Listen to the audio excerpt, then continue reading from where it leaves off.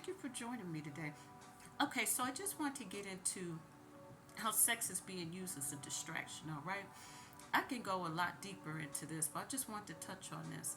A lot of times, I was reading this somewhere and it said that the urge for sex usually comes within a 15-minute burst, okay?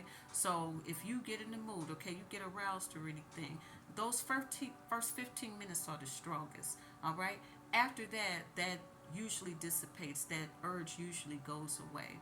And so a lot of times it's not the actual sex that people are craving or whatever. It's just that they're looking for that creative outlet, all right? They just want the feeling. They really don't want the person per se. They really just want the feeling of getting that sexual itch scratched, if you know what I mean.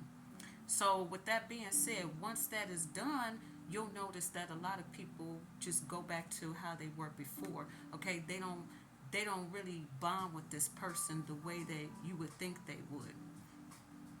Also, on the flip side, what people don't understand is sex is not casual.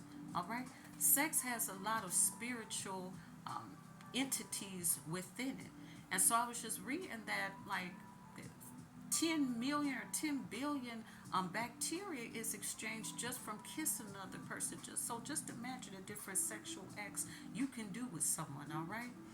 Especially if you're real creative. But all I'm saying is it's not something to play with, all right?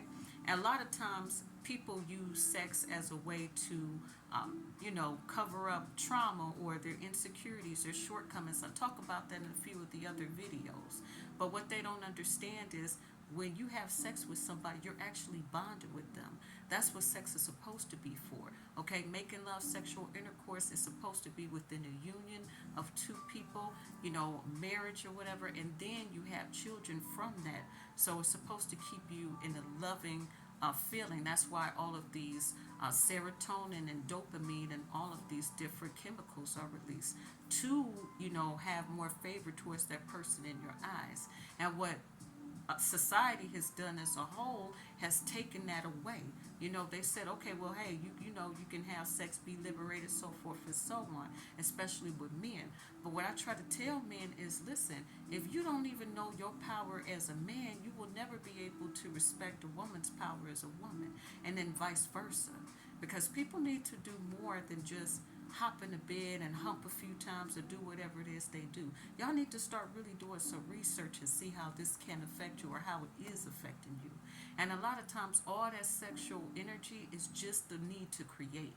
All right, if you learn how to transmute that energy, have more control over, your physical urges, get out of those lower chakras and get into your higher chakras, that's a whole different level. But once you start doing that, you'll realize that a lot of times all you wanted was that feeling. Or you can take that feeling and you can actually transmute it into creating something. I don't know why the light just changed on this phone, but you can take that sexual energy and transmute it.